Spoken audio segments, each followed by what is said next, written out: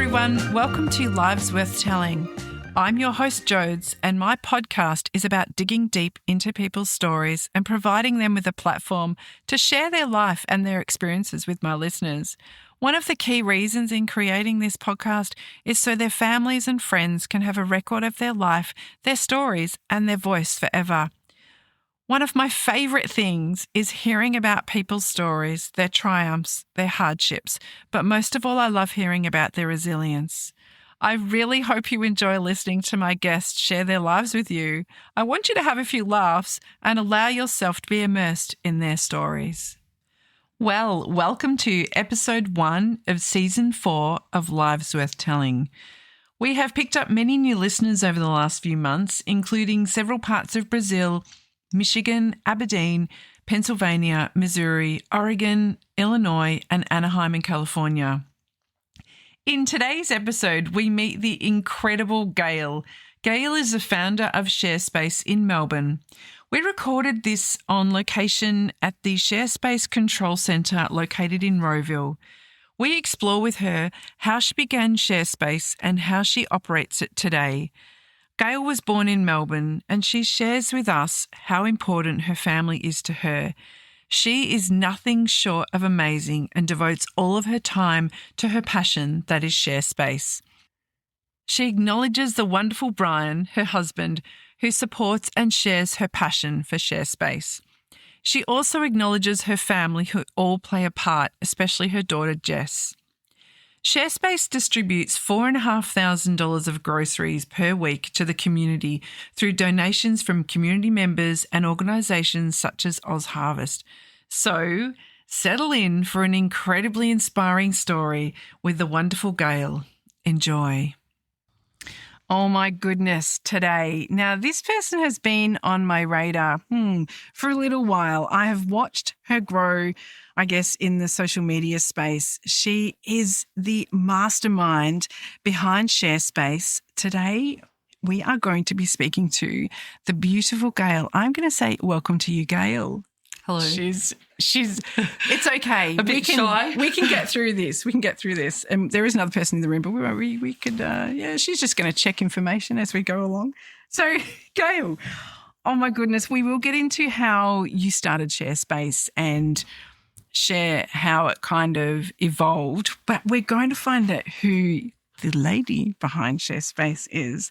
So right back, background and childhood, tell me about your family, your parents, your siblings, and over to you.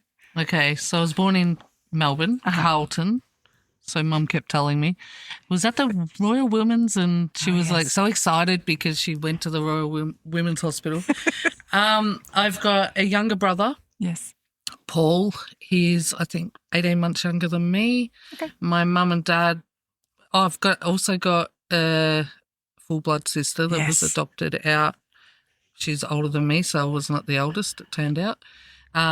Joanne. So she lives in Western Australia, and we're quite close actually for adopted siblings, even though we're full blood. Yes. And she looks like you. She looks more like my dad. Yeah, right. So I look more like Mum. And my brother looks like Mum and Dad mixed together. It's weird. It's like we've all got a little bit of each other. Yes. And my brother's very tall. I'm tall. And Joanne's not tall. Yeah, right. She's the shortest of all of us. And she's the eldest. Yes. So what else did you ask me? So you were born in Melbourne. Yeah. And I guess what's your earliest memory of childhood when you're growing up? I think I was about 2. My dad was a mechanic, and I remember I'm such a petrol head. I love cars. Like I'm a big car fan. Yes. And I remember going out and it was an EH, and I've got a photo of it, but I still remember going out and opening the door and say, "Me drive," and I was only like 2 years old, and I've been interested in cars ever since. Love cars. So in terms of your dad worked on cars at home? Like was he always so working Dad on was cars? a mechanic. Yeah. So he worked, he had his own business and he also wrecked cars as well. Okay. He was a tow truck driver and then he worked RACV before he retired. Yes. But he had his own workshop, so he taught me everything. Did his dad Was his dad a mechanic? No, he wasn't. No. I actually don't. We spoke about this the other day, what his dad did, and I can't remember. Yeah. I cannot remember. So often those passions come from prior family members, but no. No, my brother's a mechanic. Oh, okay. And I wanted to be a mechanic, but it was a man's world back when I was 15. Great. So, yeah. Look, Charlene from Neighbours was a mechanic, you know. I mean. That was after I wanted to be. I know my way around a car. Yeah, I do. Like I That's can awesome. repair cars, if not newer cars. But yes, no, I'm a bit of a petrol head, so I get that from Dad. And Mum's not with us anymore, but she worked at the RACV. She had a whole different RACV, My Direct. She was a manager, and so Mum worked hard too. They both worked really hard. I had a really good childhood. Oh, that's so good. Really good. We went on holidays all the time, so I've seen a lot of Australia. Well, that is one of my questions. What's some memorable holidays or outings that you had with them? Heaps. Like we used to take so much time off school. Maybe that's why I didn't like school. So mainly primary school, they'd say, okay, we'll go away for 6 weeks, and we'd get in the caravan and we'd just go around wherever. There was one holiday that I absolutely loved, and that we went to Orange. Oh, yes. And Broken Hill. Yes. And I don't know why that was. Yeah, I don't know why that was my favourite one, but that stuck in my head. It was just a really happy family time. But we used to camp on the river at Tokemwal. Okay. Like when it was not a camping spot, it was just roughed it, poop in the bush. And so we travelled all the time. But then they took us to Expo 88 in Queensland. Oh, my gosh. And I loved it. I went to Expo 88. That was so good. Yeah, you're the same age as me. Yes. Yeah, it was loved a big it. thing. Mm. But they knew I was scared of heights and got an apartment on the 9th floor. And I wouldn't walk anywhere near the window. So drove up there? No, we flew. We flew. Silver Spoon, hello, we drove. I know. No, oh, my gosh. We flew. So fancy. But, that's incredible. That was a really good memory too. So I've got a lot of good memories. So you had a caravan and you moved around, and with your brother obviously as well? Yeah. Something you said then just clicked. And always driving? Always driving with the caravan. Yeah. That's amazing. But it was so cool. My dad taught me to drive when I was 12 up in the bush. And back in the day, he used to let us, I can say this now because he doesn't drive anymore and they're not going to do anything. He used to let us sit on his knee on the back streets and learn how to steer the car with the caravan. I don't think that happens now. No, you can't do that now. No. It's illegal. It was illegal back then. It's illegal. And then he taught me how to control a car on the dirt plains up in Lake Mildura, up in the dirt. So, and he taught me how to rally a car just so that I'd have control of a car. Yes. And, it's paid off. So I've been able to drive since I was like 10 or 12. Did you have any family outside of Melbourne that you visited, or is that just most holidays? of my family's from up in East Gippsland, so Bairnsdale, nice. Lakes Entrance. Mum ended up in Swan Reach. Dad was in Lake Tyers. Okay. So, and they're still up there now. Now, this one's a funny one because it depends on when people were born. What were your chores as a child? Oh. Anything there? Yes. Oh. I hated I don't even have a dishwasher now because I had to unpack the dishwasher and I hated it. It's just, it was a smell. And I don't know the smell. And I hate doing potatoes. Oh, yes. Peeling potatoes because that was my job. Oh. So I had dishwasher and potatoes because Mum worked afternoon shift a lot. So I'd do the dinners. Peeling potatoes brings back memories. So not now? Peeling potatoes. And I hate doing washing. So my husband does it because that was my three chores. And it was that's like, right. oh, no, I hate dishwashing. It bent you for life. It did. And I could still smell the dishwasher when I opened the steam hit you in the face. Yes. It was horrible. I must admit, that is the bane of my existence, emptying the dishwasher. Mm-hmm. I feel happy when I fill it and turn it on, but then after that I'm done. You can forget about it for an hour, but it's still there. It hasn't gone away. I have this theory that maybe if I had two, then I wouldn't have to, you could just completely fill dishwashers all the time. Yeah, that wouldn't work. What were your favourite meals as a kid? Oh. So who did the cooking in your house? Mum and I. Yes. So I'd cook if Mum was at work or she'd leave something out and say, can you heat it up? But she made this really weird concoction. Some people will agree with me. Some of my family will be like, ugh. She made curry tuna. Okay. Which was really strange on rice, but it tasted delicious. So it was like a white sauce with curry in it. Oh, yeah. Very basic. Yeah. Tuna, peas and carrot on rice. And it was delicious. But other people would be like, that sounds disgusting. Like a tuna baked with a curry twist, I guess. Yeah, it was weird. Yeah. It was weird. But I miss it. I miss it since, she didn't give me the recipe before she died. So these are things. That's the thing. You don't know what you don't have. But she did. She made the best roast beef. Like I can't even replicate that either. Thanks, Mum. Oh, so rude. So what was your home like as a child? So, lots of people live in different areas. So you were born in Melbourne, so Standard Street, Court. What were your neighbours? We moved to, I don't remember before 4. We moved to North Dandenong. Okay. I think it's called Noble Park now. Yeah, okay. Sure. Just near Gladstone Road. Oh, yeah. And we were friends with all the kids. Yes. We were on a corner. Yeah. So all the kids were all in corners and I'm still friends with Kelly now. Kelly and Dawn, they lived across the road. She's one of my most amazing friends. And I forget half of the question. No, that's okay. So, it's just giving context as to where you live, because when now people don't seem to have that neighbourly connection like back in the 80s. That's a big part of why I've done a lot of what I do today, but we'll get into that a bit later. Yeah, did you have any childhood pets? Yes, I had a dog called Whiskey, and he was amazing. He used to come he was a border collie. He used to scale the 6-foot fence and come and pick us up from school. Then we had Susie. So when we moved, we ended up moving to Hallam. Okay. When I was 14. Mum wanted me to move up there and go to a different school. And right, yeah. Because I was a bit of a rat bag at school. Oh, I see. I didn't like school. Truth comes out now. She wanted to take me away from the roughness of North Dandenong. Influences away. Yeah. And it turns out Hallam was just as bad. Oh, no. No. School-wise. Her plan was foiled. It was foiled. Oh. But I don't regret moving to Hallam because that's where I met my husband. But, right. Which is another story. Oh, hello. I know. We're in the thick of it now. It's a big story, that one. I've known him for 39 years. I did see that the early photo came up the other day, and the goatee. I was like, I'm like,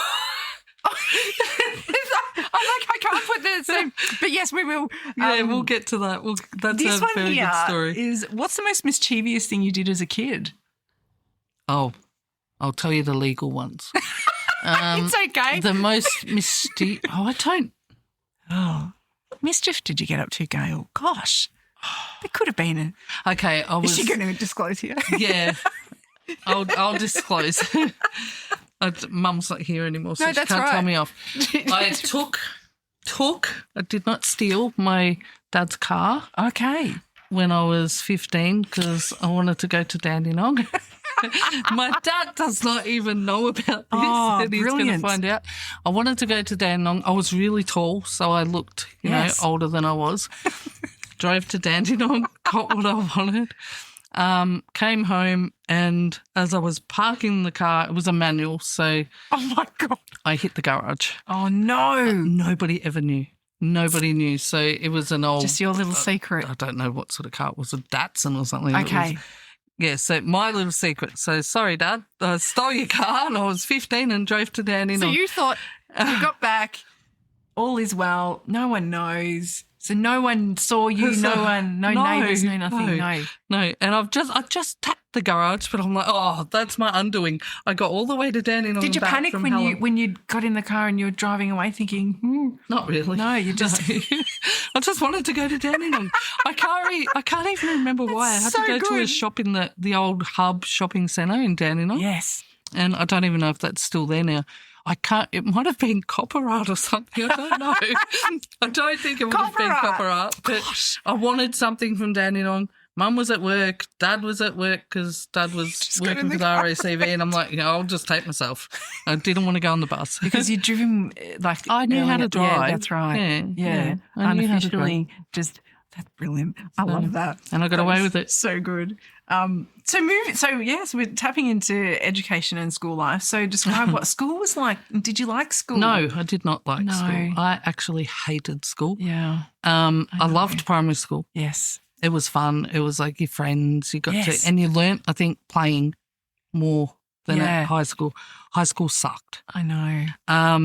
I've since found out that I'm more of a practical learner. Yeah. I don't learn from books. Yeah. And so I was like a class clown and I was always in trouble. Entertaining. Get outside, Gayle.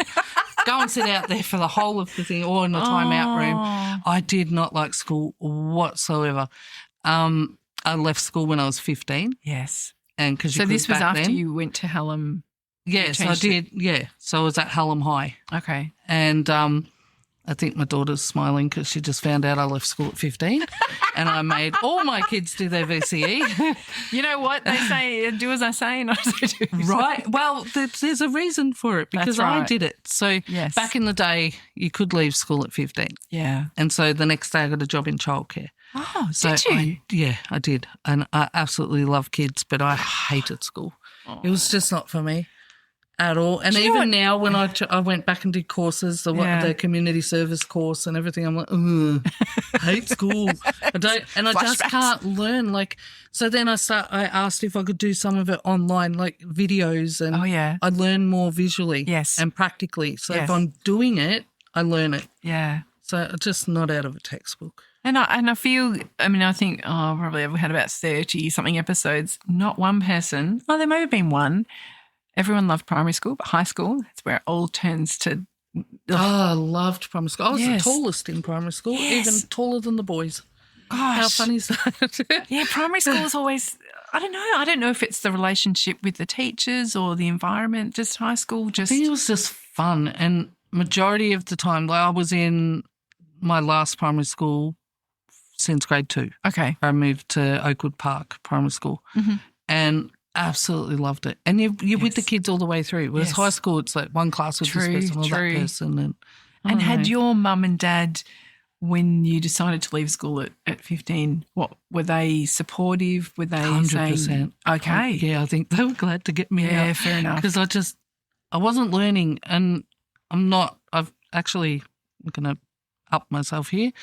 I've got a really high IQ and I said to Mum, I don't want to do school. It sucks, basically. And I said, just let me go and work. Let me go and do something.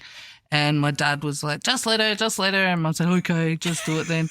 Because it was at the end of the year. I'd finished the year. Yes. So I just don't want to go back. So this would be end of year 9? Yeah. Yeah, so I've only got year 9. Yeah. So- But that's the good thing is that you left, but then you went to do something, not just left and just hung out at home. Yeah, no, you know, it wasn't an option just to I'm not a doer. go. I am a doer. Yeah. I like to be busy. Yeah. A lot of people say that I should slow down a bit, but it's just, I don't know. As I said, I'm a practical person. I just like to do. Yeah. But and I love to read, ironically. Yeah. That's So it.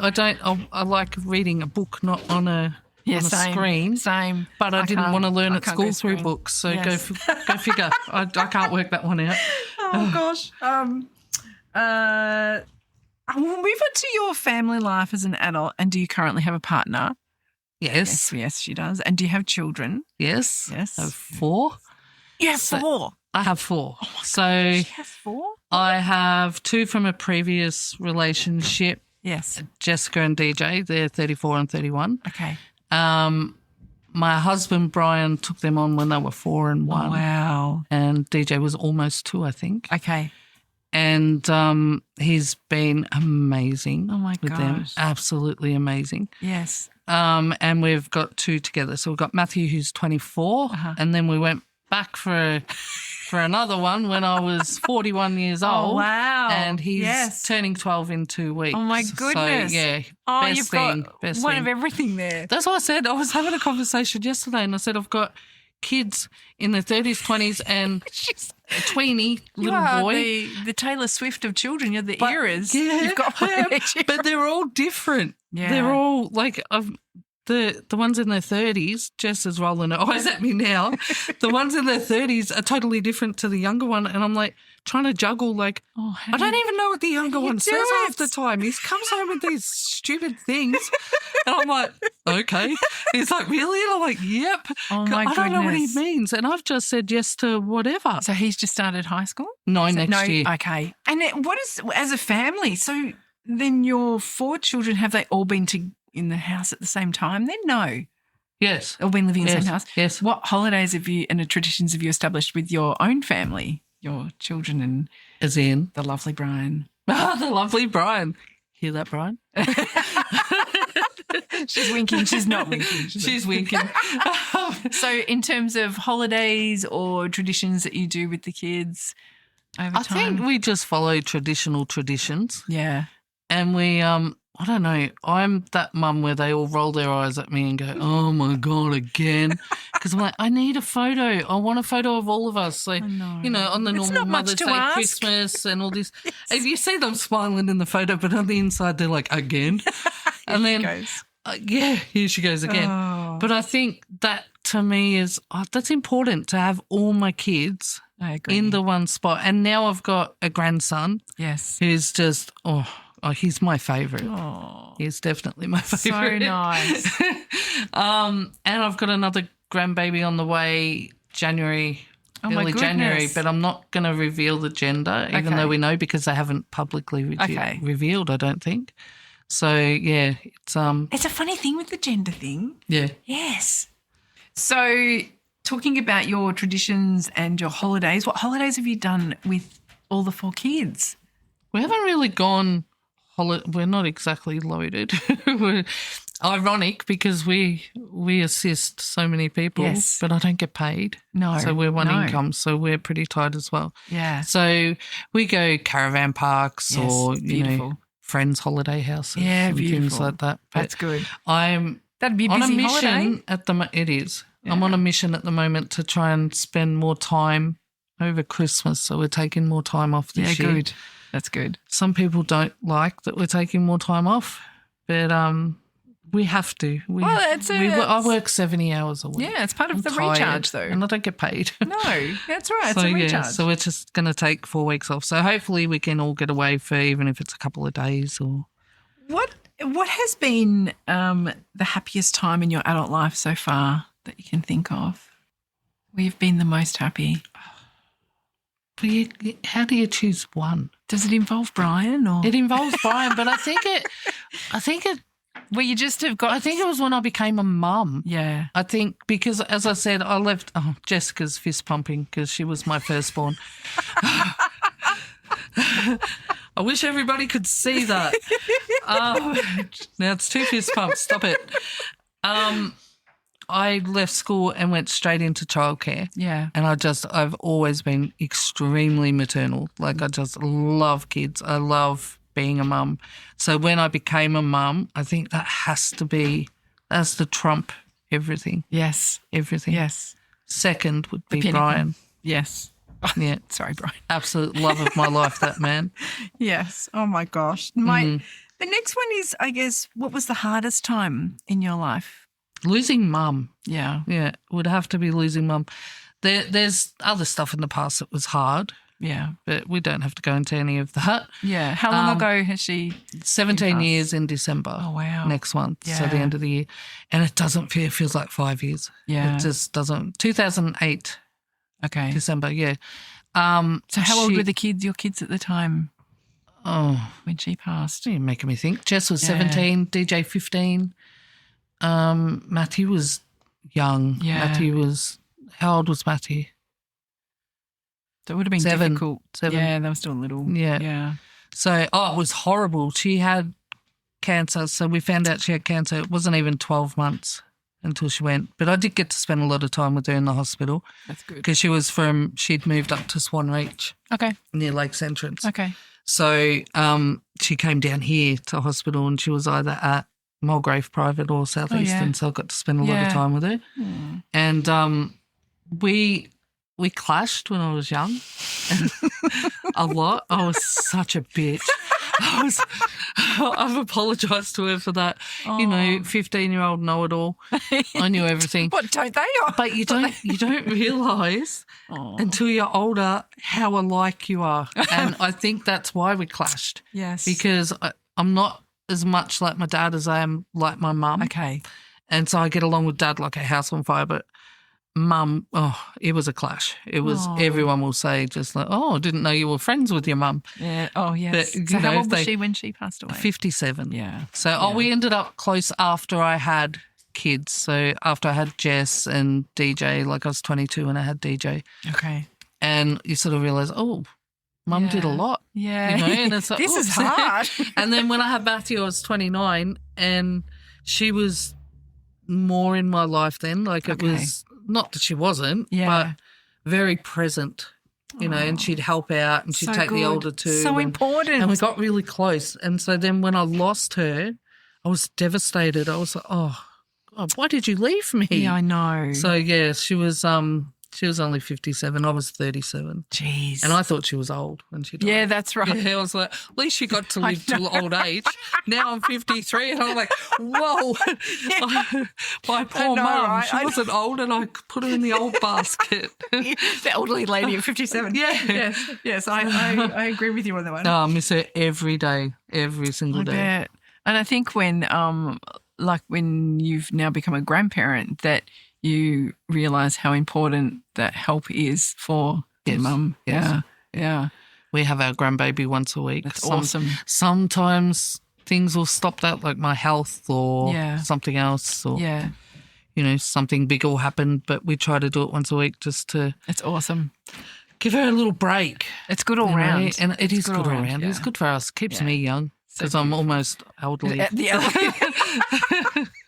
know. It happens quickly. Yeah. So moving on to relationship questions. Now, we've mentioned the lovely Brian a few times. Mm-hmm. How did you meet? So this is a story. Oh, do we know this story, Jen? Yeah. When we moved to Hallam, I was 14. Yep. My brother was 12. Okay. So Brian was my brother's best friend. They met at school. Okay. So I told you it's a story. Yes. So he was Paul's best friend and they were in class together, I think. Don't quote me on that. I think they were in the class together. And then Brian had a crush on me. Hello. He tells everyone this so he won't get mad at me. He had a crush on me. It's all right, it's your story. You can say what you like. And that went on for years and years. And he was always staying at our house and, he was my brother's best friend. Yes. So I've known him for so long. So then when my relationship broke down with Jess and DJ's dad, Brian was around. Yeah. And Brian was grown up then. Yes. So when I was 16 and he was 14, no 16-year-old girl is looking at a 14-year-old boy going, ooh. It works out for him. Yeah. But then when he was older, I was like, oh, okay, hi.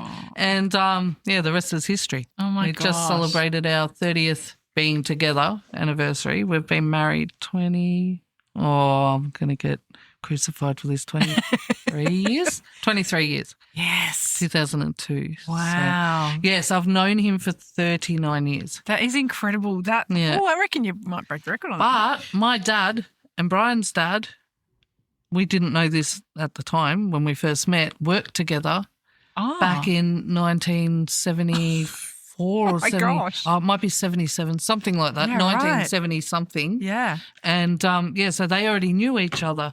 Oh, my goodness. And then my brother and Brian have met, and then I was in school with Brian's elder sister, Leanne. So I'm her age. Oh, okay. And Brian he's my toy boy. Yes, yeah. Yes. Well, what are some of your earliest and best memories together? Oh, all of it. Yeah. Honestly, I don't think many people can say that because we had our ups and downs. Yeah. But the best memories would be the kids. But I don't even think that. I think prior to when the kids came along? Yeah, well, we already had two kids. Oh, yes, sorry, yes. Yes, so yes, we've never had. Just you and him? No, never. No. And he took on the father role. They still have a father. Yes. But he took on his role as stepfather. How good is that? Really well. Really, he was only 21. Yeah. And he took on two kids and he knew it was a package. Yeah. And he put up with all my tantrums. I wasn't easy to live with at the beginning, just due to circumstances, but he got me through all that. Yeah. Oh, my gosh. So I'm a better person because of Brian, and I say that all the time. I don't know. He's getting a good rap here. Oh, he is. Isn't he? Ask Jess. She's there. He is actually amazing. Yeah. He's very supportive too. So Superhuman. yeah. Superhuman. So this one, how are you alike and how are you different? So are you there's a yin and yang in the relationship where... So I'm loud, very loud. I'm not shy. Uh-huh. I tell people I'm shy and they laugh. I'm definitely not shy. Brian was, I have to say, before the share space, painfully shy. Okay. So he'd walk into a room. I'd walk in like, hi, I'm here. Yes. And he'd walk in behind me and hide in the corner. So he's very shy. He is more practical. I'm a little bit more just do it. Yeah, yeah. And it'll work out. Yeah. Well, I'm not anymore. He considers things a little longer than you. He's more, I'm organised, yeah. but yeah, he'll say, don't do that, that's stupid. Whereas I'll just do it and hope for the best. The spontaneity. But, so I'm the loud one, he's the quiet one. But since the share space, he's really come out of his shell. That's brilliant. So, and I did see he received an award. He did recently. He did. How incredible! Yeah, I know. Incredible. He gets mad when I put him up for awards. He's like, no, I have to go up there and stand up there, and I'm like, yeah, but he deserves it. He does so much. Oh my gosh! So yeah, no, he's really supportive. But he, I think we're good for each other. I think that's why it works. To be honest, yes, we're opposites, but we work. Yes, yeah. He keeps me grounded too. I think it's really. I mean, my next question is, what do you admire most about him? His work ethic. Yeah. His commitment to the family. Yeah. And his commitment to me. Yeah. I think it's just his work ethic is out of this world. Like I said before, I work 70 hours a week for free, but I do stuff like this. Yes, yes, I'm doing paperwork. He's at work, physically working for, 8 hours or whatever a day, comes home and does 4 or 5 hours a night for the share space. Yes. And that's day in, day out. And he works all day Saturday to do the packs as well. Oh, my gosh. Yeah, that's and a big gig. If I come up with a grand plan of doing something else, he'll go, okay. He's on board. And he just does it. I love that. He's supportive. That's what I mean. He's really supportive. Gets on the train with you. Well, my next one is work and profession. What was your first job? Childcare. It was childcare. Loved it. Yes, I worked in the baby room with another, I can't even remember, Michelle, her name was. And there was like 40 babies in there. Oh, my God. And it was insanely busy. What area was that in? Dandenong on Stud Road. Wow. Yeah, Dandenong Childcare Centre. Oh, my gosh. The Arthurs ran it. And they were a really nice family. Yes. They were a really nice family. Then I left there. Then I ended up going back. Then I went to Maya Direct and I worked with my mum. Oh, wow. Yes, yes. Yeah, Maya Direct. And then I said that I would never have kids young. And I had kids young. So I had Jess at 19. One of my friends, I didn't want to put my kids in childcare, and that sounds really, really silly because I worked in childcare. Yes. But that's the reason I didn't want to put my kids in childcare. Yes. So I just saw how regimented it was, and I just wanted to be, for the informative years, I wanted to be present. Yeah. I wanted to be there. Yeah. So Jess stayed. I actually did go back to work when I had Jess 3 days a week, and one of my good friends, Lynette, looked after her. So I knew that she was home cared. Oh, so nice. And then the same thing when I had DJ for 6 months, and then it got too hard. So since then I left, then I did odd jobs, and then I opened a cleaning business called Gayle Force. Oh, my gosh, I love that. So then I got sick with Crohn's disease and it just took its toll on my body. So stopped doing that. Gayle Force. Gayle Force. That's brilliant. Oh, so brilliant. See my brain? You thought of that? That's incredible. Yeah, I did think of it. Did you patent that so no one steals it? I did. Gayle Force. I registered the business. That's perfect. And then I started...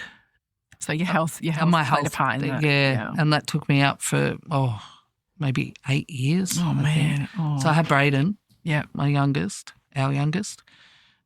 Then I went and started, just prior to that, I was doing volunteer work at a cafe in Noble Park run by Salvation Army. Okay. And that was all welfare. Yeah. So that was with Kelly, the one that I said lived across the road from me, her and her husband. And I left there when I was about 16 or 17 weeks pregnant. Okay.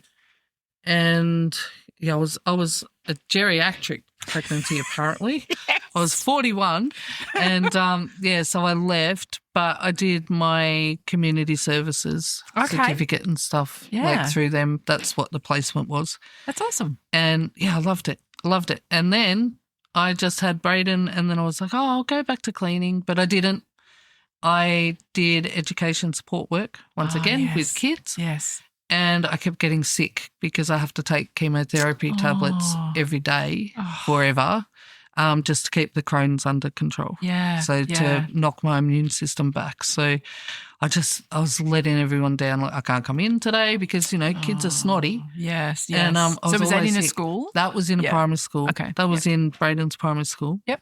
And, so I just had to give up on that. And then this happened. His face. Oh, my gosh. Yeah. So I'm going to move into we're about to jump into the share space. So what did you want to be when you grew up? I wanted to be a paramedic.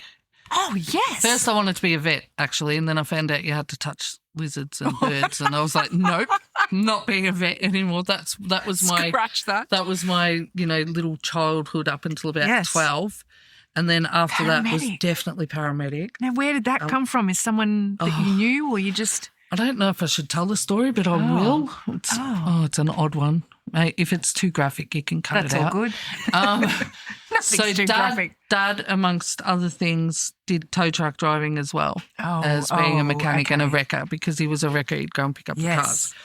So we went to one accident and he said to me, stay in the car. It's a bad one. Oh, heavens. And I was young, maybe 10 or 11. Yeah. And it was nighttime and he said, stay in the car. I don't want you to see it's a bad one. The guy's basically got no head. Oh, heavens. And I'm like, I've got to see that. Oh, I know. And what kid wouldn't get out of the car? So I got out. Yes. And I was staring in the window and Dad's like, get back in the truck. I go, no, I'm fascinated. Yeah. It's like I loved it. And he goes, you're weird. I don't think he said weird. I think he said strange or something. You're so strange. Get back in the truck. I think and it's I'm the like, curiosity no, though. Where's his head? Yes. And I was just, it did not freak me out. It's never, things like that have never freaked me out. I've seen a lot of people injure themselves and I'm like, let me look.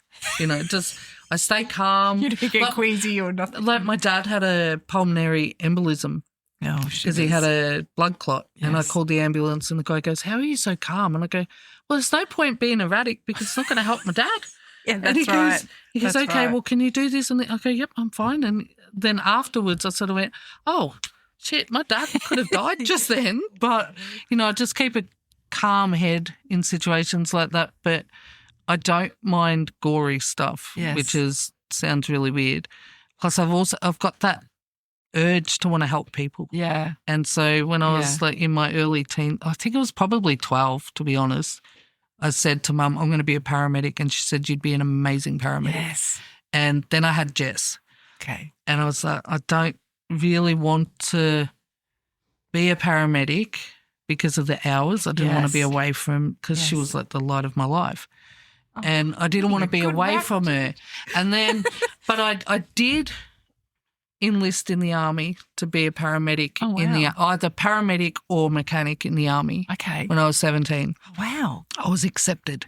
Yes. So, and that's where I found out that I got a rather high, wasn't the right word for it, IQ. Yeah. And so I was accepted. And then I found out, this is no word of a lie, that I had to leave for 12 weeks and go and do the basic training thing, and they're going to yell at you and you've got to do this, and, they're really strict. I said, I'm not doing that. So I didn't go. This isn't for me. I didn't go. And then my gosh. I kept getting letters saying, you can come in on this intake and blah, blah, blah. And so I was accepted into the army and I just never went. But hindsight, I'm glad I didn't go because I wouldn't have Jess. I wouldn't have DJ. The world, it wouldn't have worked out how it did. But I still had, after I had Matthew, when I was 29, still had that urge to want to be a paramedic so bad. Oh, so I'd do it now if I could. Oh, my gosh. Absolutely. I absolutely love to be a paramedic. But you can have a listen to a friend of mine, Beck. She's in season 2. She's a paramedic and she talks about her job. And I'll be so jealous. It's interesting. It is very interesting. It's I think the thing with what she finds was when you've treated a patient and then it's on to the next job, she wonders about how that person went. See, that would probably the follow-up then happens in hospital. A lot. So, yeah. I think that's the part that I would struggle with. That too, yeah. I come across a lot of trauma through the share space with domestic violence and, the other things.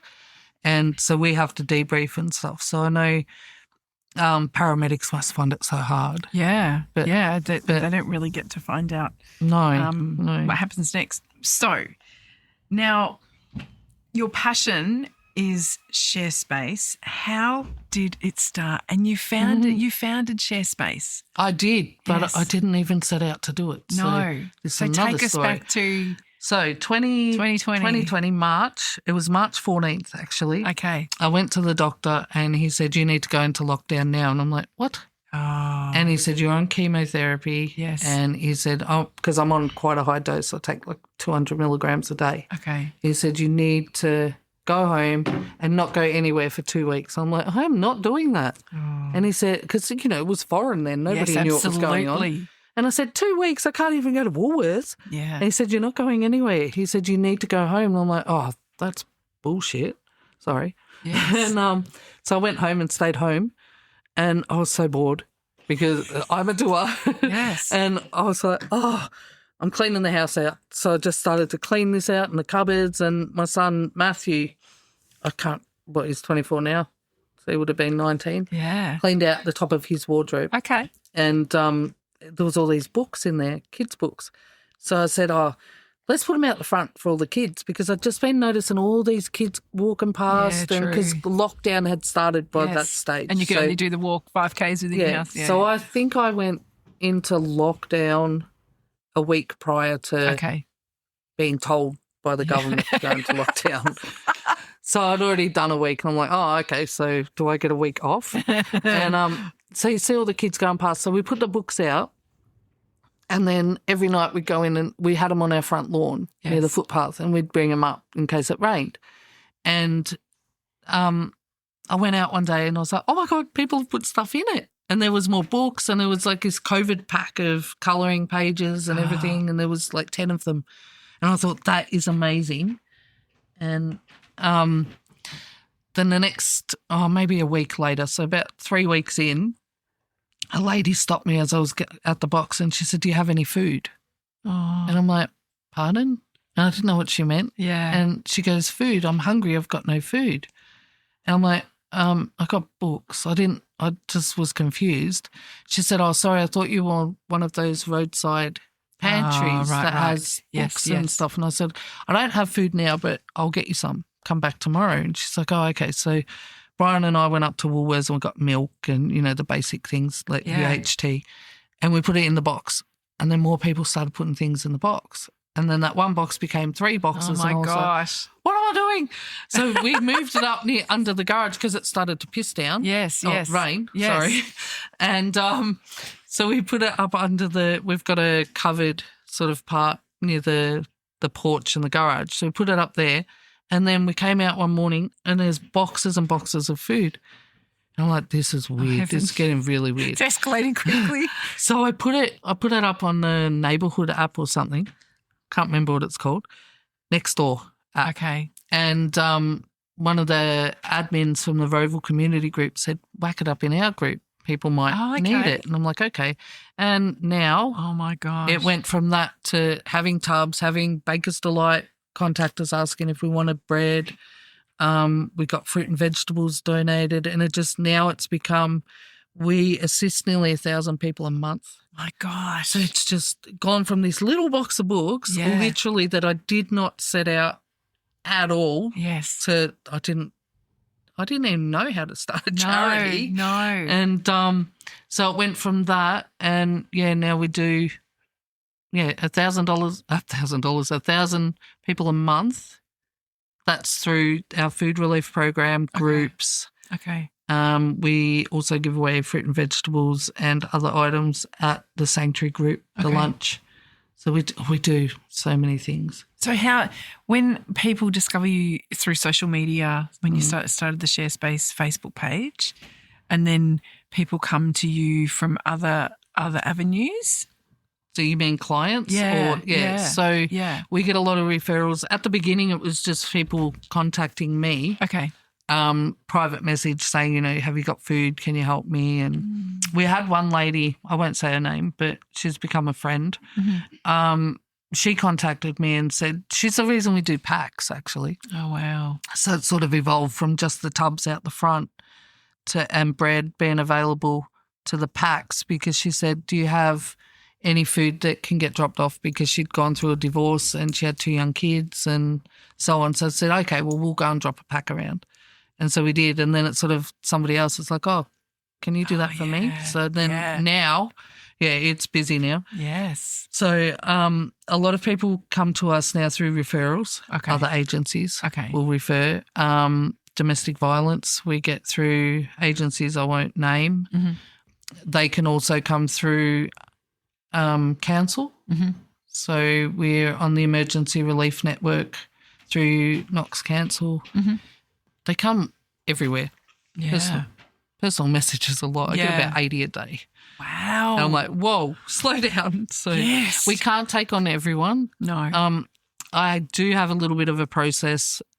Like, we take referrals before anyone else. We have to, because referrals they've already been screened. They're already, fair enough. They're ready to come onto the list. We do have a wait list, and there's, I think yesterday I counted 97 people or something that we can't help. Really? I know, yeah.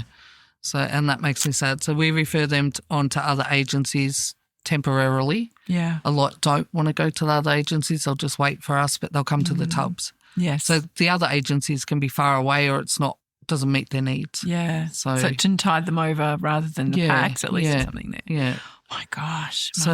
Yeah, but and we've got people that are on our client list, but they don't get a pack, so they don't get food as such. They might get just personal hygiene, or they might get pet food. Yes. So we do a pet food thing once a month. Wow. Pets of the Homeless donate that. Yes. So we've also got clients that come to groups. Okay. So we do art therapy group called The Hub here. Yes. That's a small group. That's for people that don't want to go to big groups or just, get artsy and crafty. Yeah. The Sanctuary is it's a lunch. Okay. Social gathering. Mm-hmm. So tell me more about the Sanctuary group. What happens there? So it's a lunch. It's a lunch. That's run by one of our volunteers, Sal. She's the coordinator now, because I've had to delegate and put coordinators in place. It can't all be the Gayle force. She's amazing. She runs it really well.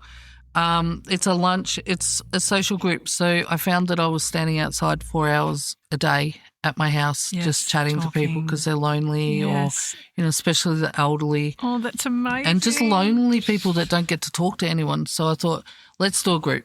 Yeah. So we originally did it at the local church. Okay. But we've moved it now to the Scout Hall, and we've done 2 years at the Scout Hall now. Wow. So, it's really, really good. How many people? It varies. Yeah. In colder weather, we could get 20. Yeah. In the warm weather, we can get 40. If it's a special event, 50 to 60. Oh, my goodness. So who caters that? Us. So, yeah. So we get help from Outer East Food Share. Mm-hmm. So they'll give us some of the items that we need. Donations will also assist that, and monetary donations. Wow. So we do get grants now and then to fund it. Yes. But we're currently looking for somebody to fund that, which is $100 a week. Okay. If there's anyone out there. So, so that's a lunch that's provided. We also give away fresh fruit and vegetables, bread, whatever we've got excess stock. They don't have to eat. They can just come for the fruit and vegetables. Yeah. But we find that if they do that, they come back for the lunch anyway. Yes. So kids are welcome. It's fun. It's a really, really good group. I can't believe how many things you're organising each week. Oh, it's insane. School holiday things. I feel like, love the do you school holiday sleep? thing. No, I do not sleep. Oh my gosh. And when I do How you sleep, do it. I barely sleep because I'm thinking of, I've got to do that or I've got to do Yes, your this. to-do list must be enormous. I do love what I do, Yeah. and I think that helps. Yes. We do have some really, really good volunteers to help. We've got a play group that's free. Nice. That's Maddie runs that. She does a terrific job of that too. And Davina, she does one day. So that's free. We've done that free because there's a lot of people that can't even afford the $5 a week to go to Yeah. playgroup, and it's another social aspect. Yes. And to get their kids out socialising. What else do we do? The kids' art and craft on the holidays. I love that. That is so fun. Markets. We've got a market on the 23rd of November. Yes. We do markets so we can showcase local businesses. So good. So, yeah, because I think So they all good. need like an outlet. Absolutely. And the kids have a ball, so we get a face painter in. It's all free. Yeah. You've got to buy your stuff from the Yeah. stores, but it's all So this free. is all in Rowville. Yes. Most of it's Rowville. Yes. Yes. Yeah. Now, I did notice on your socials there was an announcement going. I'm not telling you. Not yet. Nope. Not yet. I was like, what is it? That's a big one. That's a big is one. a big one. Oh, That's a yeah. very big one.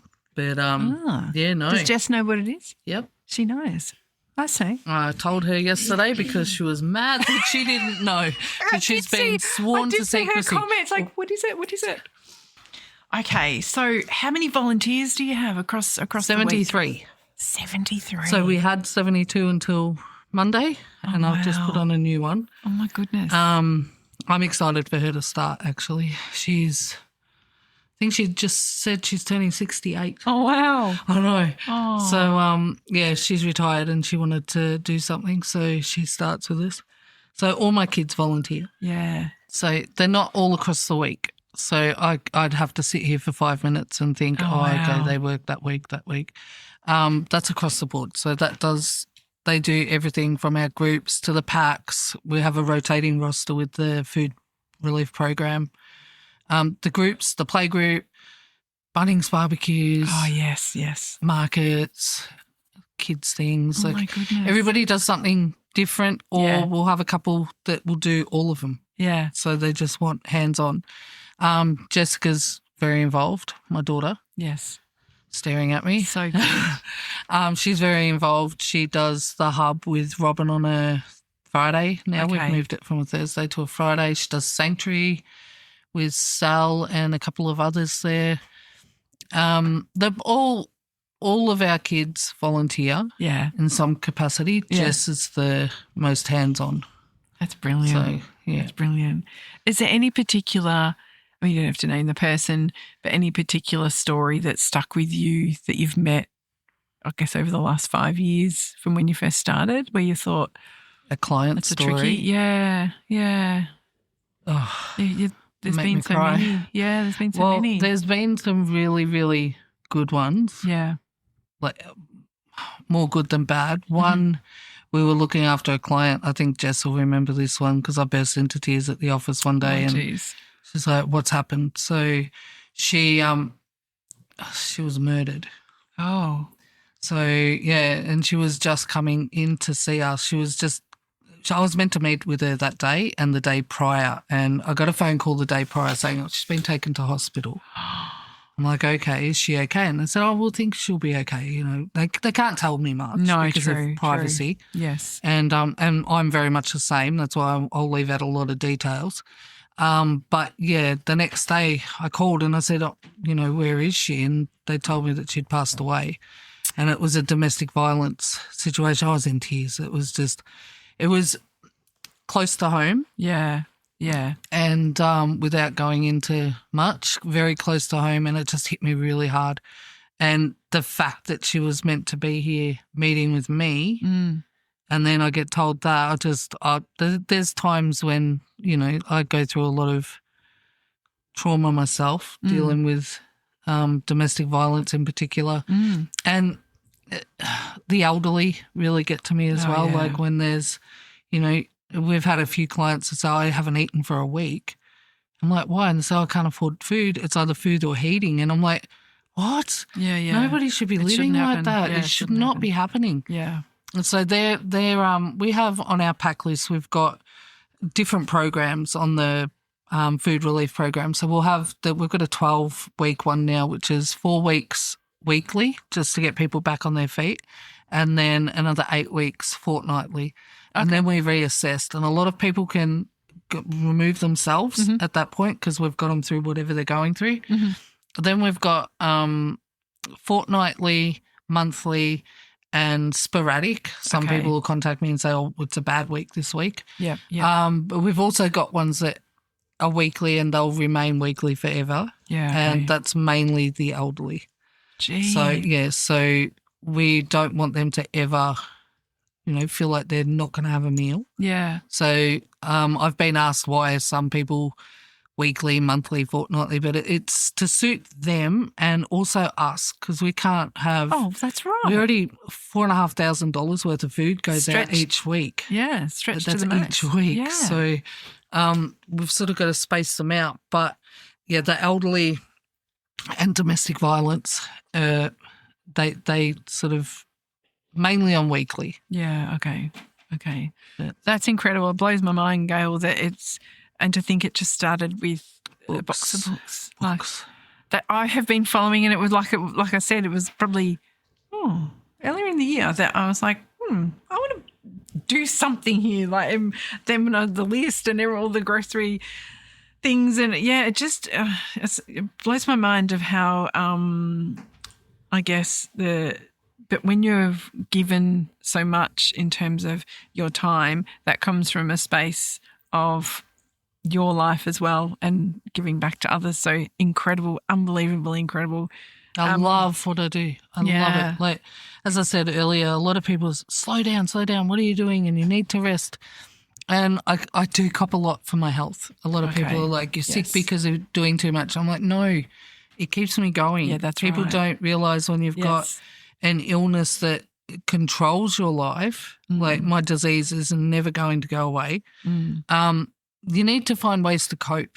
Yeah, that's as well. So if I slow down, I literally feel the pain. Yeah, that's right. And then I'm like, oh, what am I going to do now? What am I going to do now? I'd just rather focus on giving. Keeps you busy. I love it. Yeah. I love giving. I love helping. It's just, I don't know, it's always been in my nature. That's brilliant. Always. So good. Well, my next section is about passions and interests, but outside of share space, what are your interests or hobbies? Art. Yes. So a lot of people don't know that I can paint. Okay. I can draw. Yes. I am very artistic, crafty. Awesome. Could be taken both ways. I'm very passionate about art, and I don't get time now to do it. But sometimes I wish I could. So over Christmas, I think I'm going to start doing, I don't know what I'll do. I'll do something. I love doing portraiture. Yeah. I love that. My gosh. I did one of my dad. And I taught myself to crochet off YouTube. Oh, yes. So I love crochet. I just like, and so that makes me a senior because I love to crochet. Moving into those elderly years, Gayle, yes. All the going into my twilight years. But art is my passion. My family. So art is my hobby. My passion, other than the share space, is my family. Yeah. It's just that's my everything. And it sounds so corny. It sounds so, everybody says it's my family, but I wanted my family. That's what I wanted when I was younger, just to be a mum, be a wife. Yes. And I've got it. It's your world. Yeah. Definitely your world. So thinking about favourite music and bands, we had a little chat before we started recording. What was your first concert experience? Oh, I don't want to say. Oh, gosh. My mum took me to Sure. I love that. She's like, oh, my gosh, how old were you? Oh, 15. Oh, yeah. So mum and her friend Judy, I absolutely love Judy, and if she listens to this, I'm sorry. Oh. Mum's like, we've got you surprise tickets and all this. I'm like, really? That's not cool, Mum. I'm 15. I don't know how she pulled it off, but we went in a limo Oh, my gosh. So I remember getting out of the limo and feeling like, oh, I was it and a bit. Yes. And then I had to go into the Cher concert. So where was it? Was it Rod Laver? Yes, the one that was the tennis centre. So Rod Laver. Yeah. Yeah, so it was called the tennis centre my back in the gosh, day, yes. in the olden days. I was even thinking of Sports and Entertainment Centre, which was one across the road, which there was concerts there as well. So, that was my first concert. And then they took me to another one, and I'm thinking, oh, God, how could it get worse? And it was the Village People. It got worse. It got so much worse. How old were you then? Village People? Probably 16. Yeah, right. That would have been all right. But I don't think it was I don't know if it was a concert or if it was a movie. I can't remember. But it was a big event. But I just thought, if Mum ever says she's taking me somewhere again, I'm not going. And then when I was 18, she said, oh, do you want to come to a concert? Oh, no. No. Oh, God, what Who is it? She goes, John Farnham. I'll be right, Mum. I'll be right. Thanks. I'm busy that night. So you didn't align with your mum's taste in music? No, I didn't dislike John Farnham, but Mum was obsessed. Okay. Obsessed. Big fan. Absolutely. And I did not want to go. That was not cool when you're 18. I was into Guns N' Roses and Metallica, and I was like, a bit bogan. Yeah. Or dance music. Oh, you know, because it was the discos. Yes. Nightclubs, not discos. God, I sound like I'm from the 70s. I love that. What about favourite movies, TV shows, actors? Friends. Oh, yes. Love Friends. Friends is, Morgan Freeman is my absolute favourite actor. I want to meet him one day. He's just. His voice. Oh, my gosh. It's his voice, but he's just, there's something about his energy. And I sound so weird when I say this to people. You feel like you're connected to him. Yeah. But I've never met him. Oh, my gosh. I would love to. It's my 18-year-old. She loves Morgan Freeman. Oh, love him. Weird thing. Absolutely but love he's, him. How old is he now? Oh, he's 81 It's probably older than what I think, but, Yeah, he's quite old. I think he's late 70s, early 80s. I did look that up a couple of years ago because one of my friends painted a little rock with Morgan Freeman on it, and I was like, oh, my God, I love it. So he gifted it to me. It's actually gorgeous. I'll send you a photo.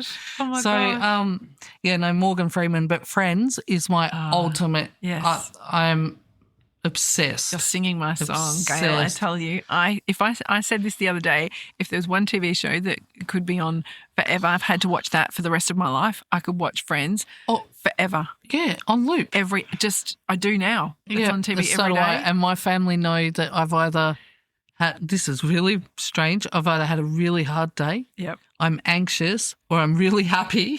So it's either Friends is on. I just love it so much. The quotes, just know everything. I still laugh out loud. That's so good. I literally laugh out loud at a joke that I've heard I know that 40 it's going to come. times. I know. I'm with you there. I'm with you there. Elf, the movie Elf, I love. Yes. And the other day we put it on because we put our tree up already. Did you? I had to. Oh my and I've been absolutely crucified for doing it. Yes. I explained to people. So funny.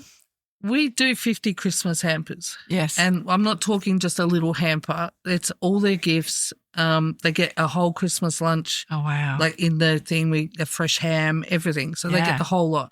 So every single year, there's a lot of work that goes into that. And we forget our Christmas. Oh, yes. So last year our tree went up on the 20th. It didn't feel like Christmas at all. Christmas Day came and went. We're like, oh, that was a nice lunch. Yes. So this year we're finishing up a week earlier. Oh, that's good. The tree's up. Yes. My wreath's up out the front.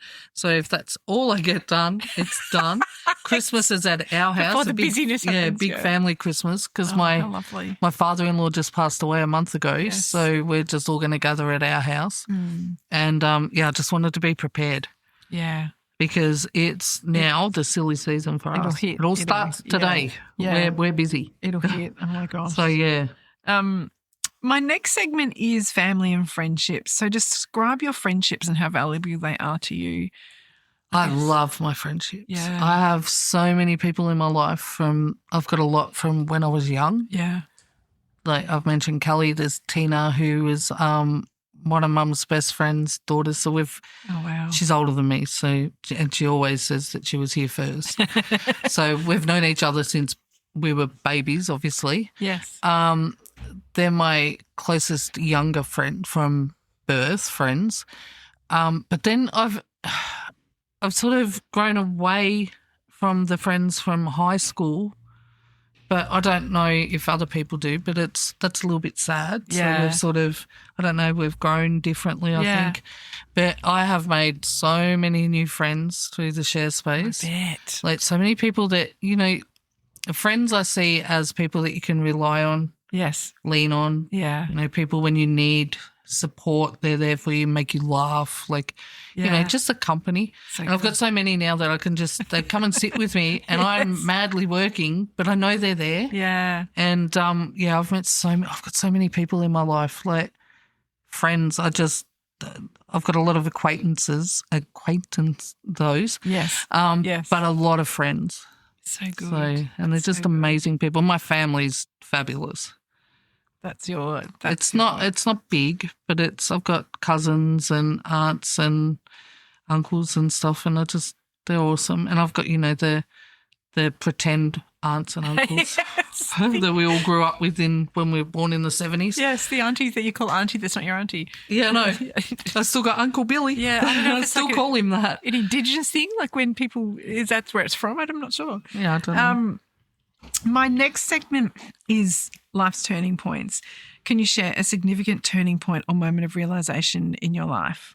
I think it would have to be Mum's death again. Yeah. And I think because once I lost her, it sounds silly because I was 37. Mm-hmm. I'm not on my own because I had Dad, but I didn't have her to lean on anymore and I had to mature in different ways. Yeah. So I think that was a big turning point for me where I sort of went, okay, well, I don't have Mum to say, hey, fix it. I had to make sure that I was mature and resourceful enough to do it on my own. Yeah. And I think that was a big, big turning point in my life. Yeah. So yeah, definitely. Yeah. It definitely changes, I guess, what life looks like with going forward, moving forward, yeah. And it doesn't matter how long ago it was. I became such a better person. Mm-hmm. And I was an okay person when Mum was here, but I became a better person. I don't know if subconsciously you want to make them proud or if you just mature in a different way when you lose a parent. I don't know the answer to that. It changes you and it does. Made me wiser. Yeah. My next segment is a little bit lighter. It's called Curious Corner, where I ask random questions about our guests. Name 5 people you would invite for dinner. Morgan Freeman. Oh, head of the table? Yeah. Oh. He's going to sit right next to me. I just want to know so much from him. Can they be dead? Yes. Yes. Can they be dead? And then I've got no answer. Just 5 people you've always wanted to chat to. I don't know. You've put me on the spot. I do know Morgan Freeman. Yes. That's my first. You need thinking time. I do need thinking time. Les Tweedyman. Oh, yes. Yes. Really, really want some of his wisdom. Oh, my goodness. Really want his wisdom. He was incredible. Amazing. Yeah. That's a good one. Yeah,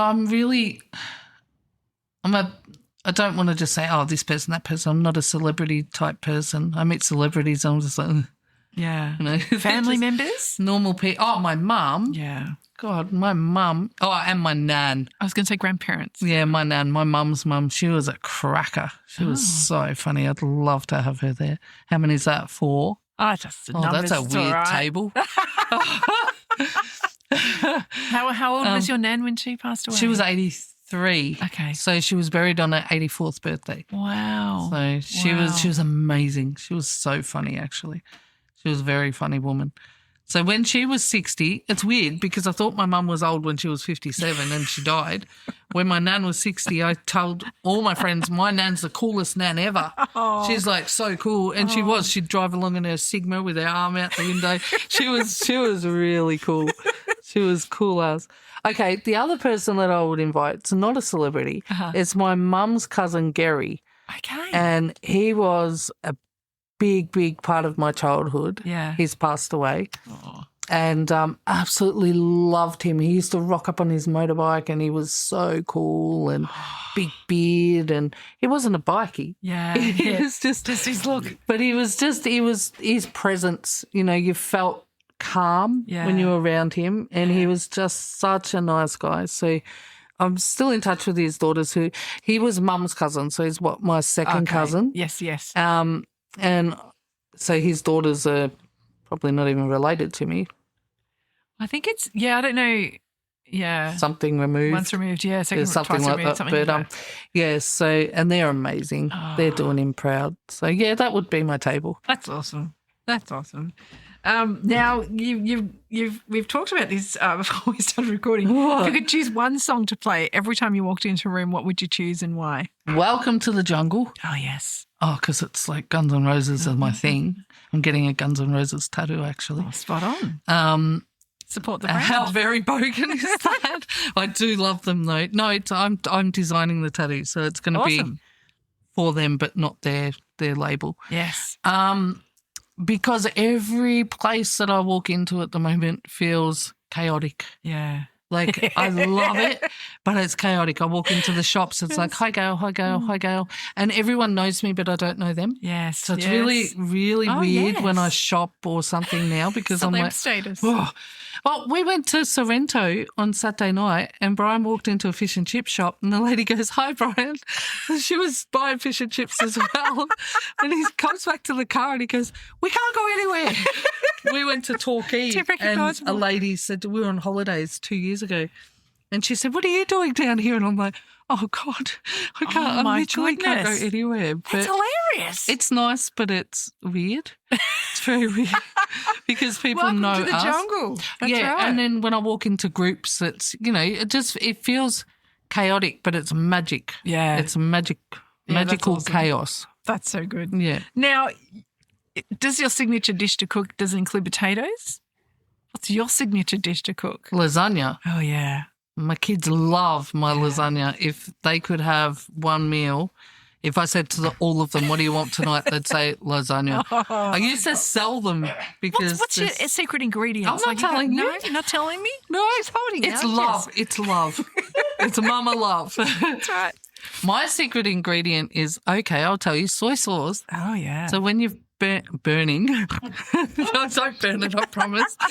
When you're browning off your mince, you put in soy sauce. It brings out the beef flavour. Oh, okay. So, and then I make a really good bechamel. Yeah, nice. Very cheesy. I don't know. There's no secret. Is it all gone in one night? Yes. Yeah. Yes. Just do one? All of you, yeah. I do, but if we have one and I've got all the kids around, that doesn't go very far, so I have to make another meal. Oh, shivers. So we have lasagna and something.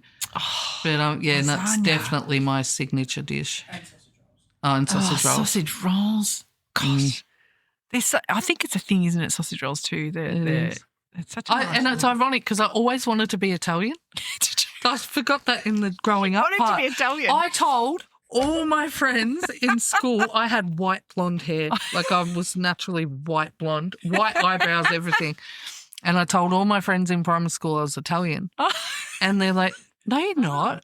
And I'm like, I was transparent. The white. islands, the Northern Islands, I think it is. I mean, they've got blonde I was talking about that yesterday.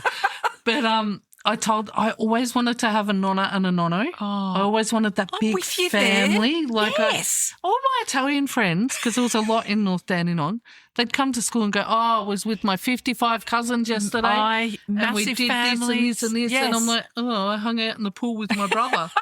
That was fun. And I always wanted to be agree with you, Italian. And then, my nonna did this and my nonno did that. And I'm like, my nan let me have a drag of a smoke.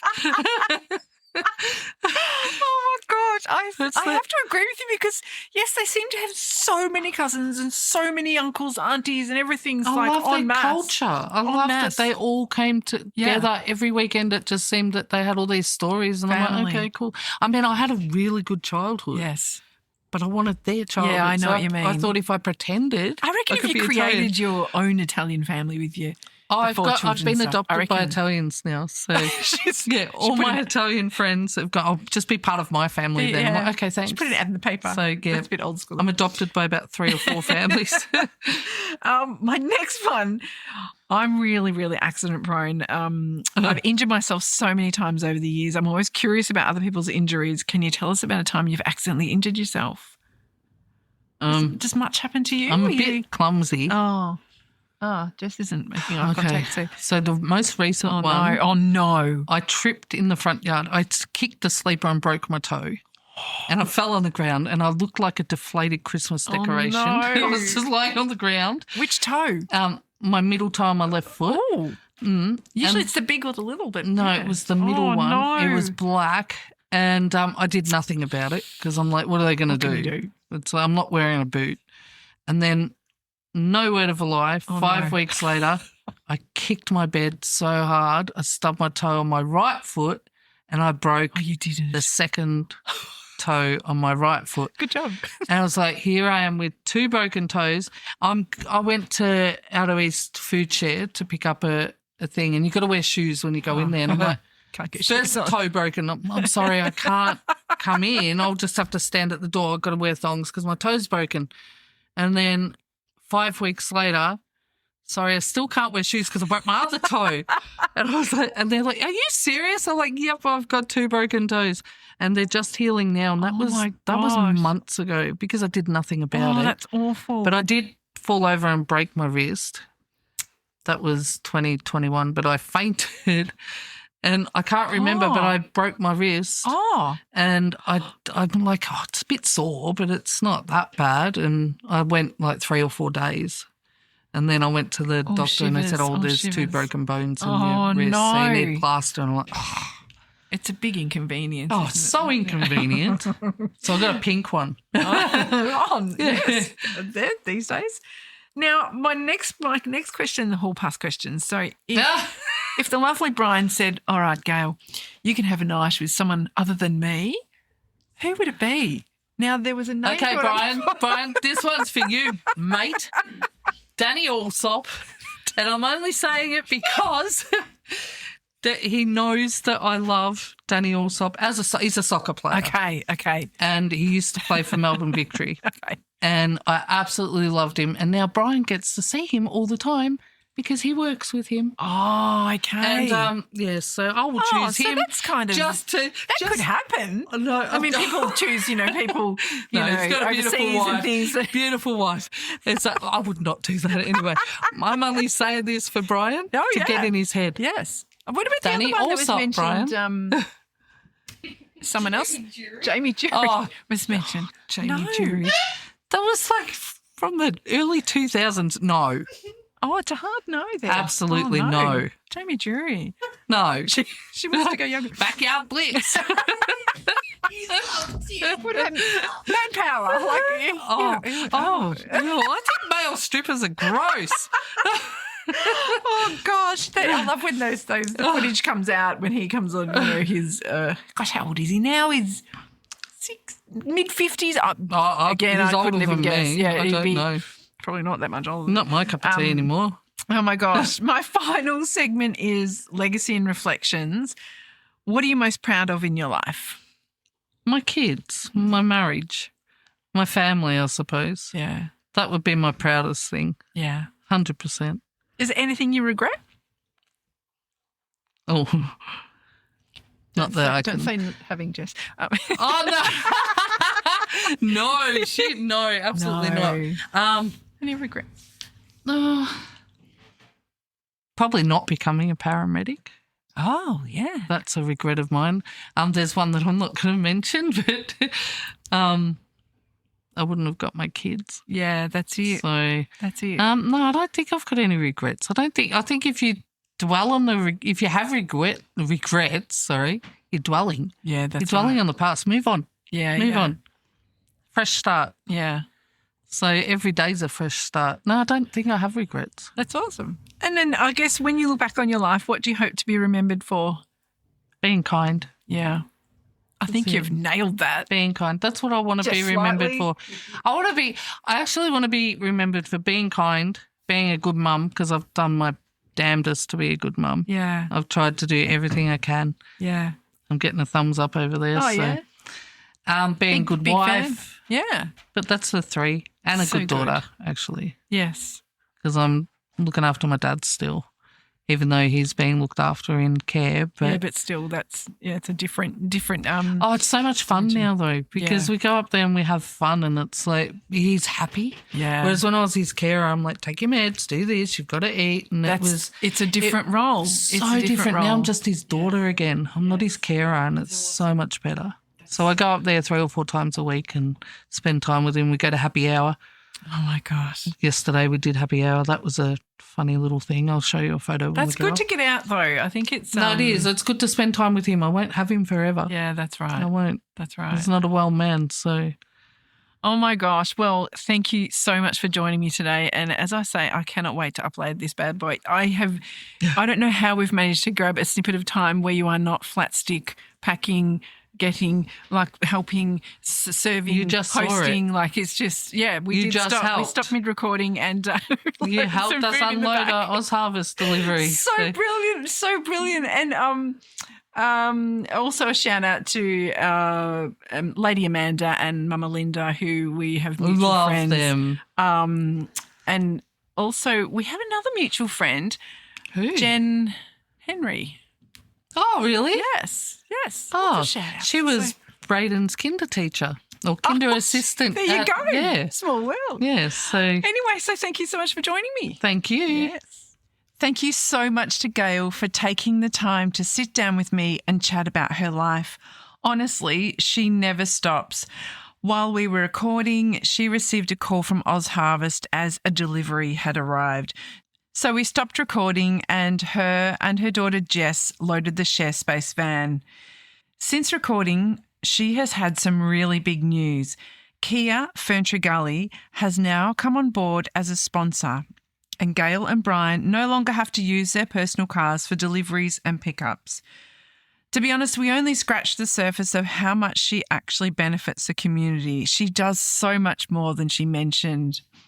I absolutely loved hearing about Gayle's life and her family. She is such an incredibly selfless person, and it was a real joy to spend some time with her. As we always do, let's give a shout out to Gayle's hall pass, Danny Allsop. We had so much funny banter around this question. If you want to know how to donate or volunteer, you can get in touch with ShareSpace via their Facebook page, Instagram, or their new TikTok page. Tune in to our next episode where we get to hear more lives worth telling. Don't forget to check out and follow us on your socials. And if you love what you hear, please rate and review us on your favourite podcast app. Of course, if you have any questions, you can get in touch with us through the Facebook page or Instagram. If you or a friend or a family member would like to come on the show, please don't hesitate to get in contact with us. And if you want to grab yourself some merch, jump onto Redbubble to check out our products. Thanks for listening to Lives Worth Telling. See you next time.